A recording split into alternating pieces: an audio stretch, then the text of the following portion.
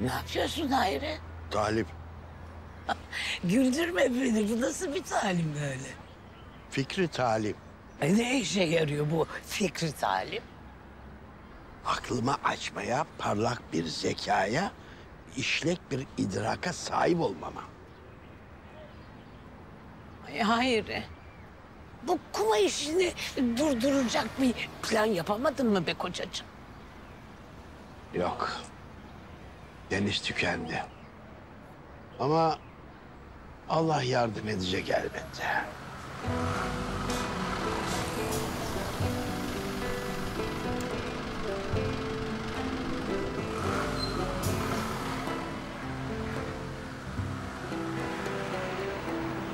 Eşinden boşarım.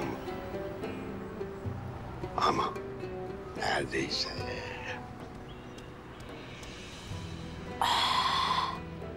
Aklına bir şey mi geldi? Bu Sarp değil mi? Nerede?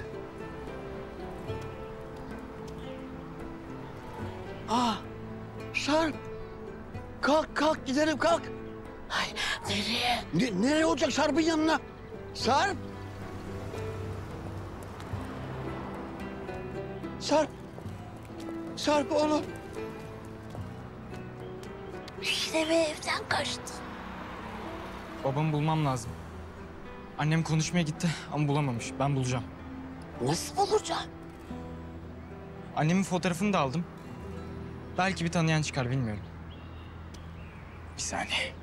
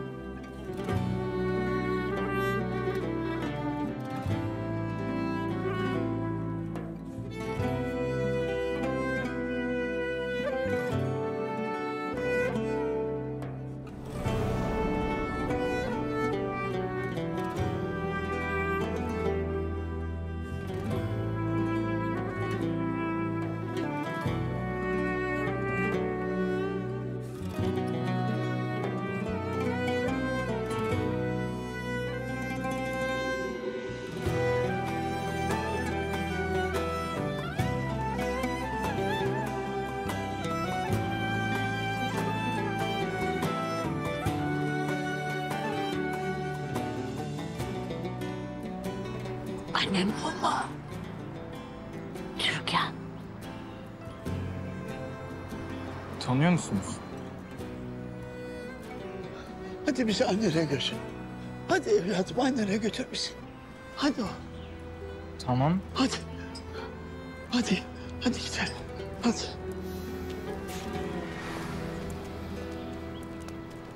Sarp.